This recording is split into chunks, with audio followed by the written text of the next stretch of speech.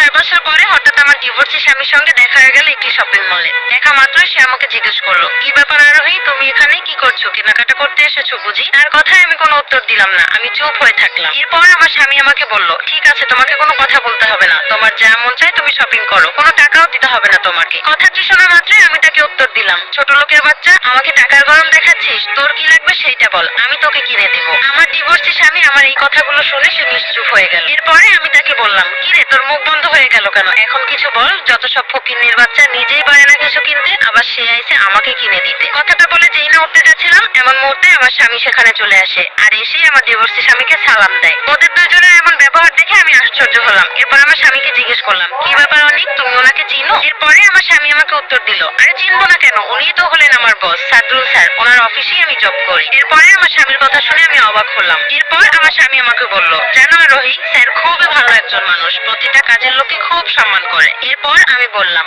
ও আচ্ছা।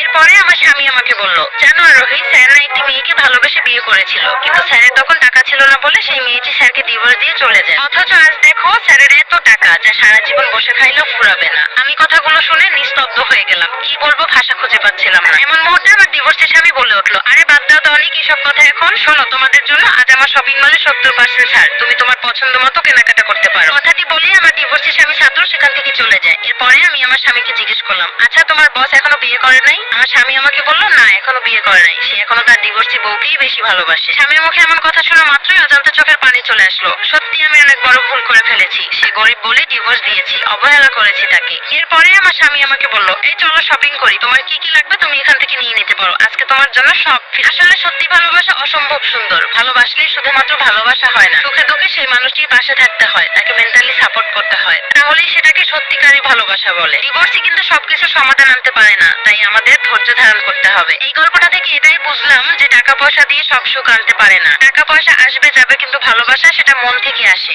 সেটা সারা জীবন থেকে যাবে। একটা মানুষকে যদি ভালোবেসে থাকেন তাহলে তাকে মন থেকে ভালোবাসবেন, সত্যিকারে ভালোবাসবেন। শুধুমাত্র তার চেহারা দেখে, ধন সম্পদ দেখে তাকে কখনোই ভালোবাসবেন না। তো যাই হোক, এটা শুধুমাত্র একটা গল্প ছিল। গল্পটা ভালো লাগলে অবশ্যই কিন্তু লাইক কমেন্ট শেয়ার করতে ভুলবেন না। আপনি যদি আমার পেজে নতুন হয়ে থাকেন অবশ্যই পেজটাকে ফলো দিয়ে পেজের সাথেই থাকবেন নতুন নতুন ভিডিও দেখার জন্য। আর গল্পের সাথে সাথে কিন্তু আপনার সাথে মজাদার ইয়াম্মি একটা ভেজিটেবল নুডলস রেসিপি শেয়ার করছি। রেসিপিটা কেমন হয়েছে সেটাও কিন্তু কমেন্ট করে জানাই যাবেন। আজকের ভিডিওটি এই পর্যন্তই। পরবর্তী নতুন কোনো একটা ভিডিওতে আপনাদের সাথে আবার দেখা হয়ে যাবে। সে পর্যন্ত সবাই ভালো থাকবেন, সুস্থ থাকবেন, সবাই আমাদের জন্য দোয়া করবে। সবাইকে আল্লাহ হাফেজ, আসসালামু আলাইকুম।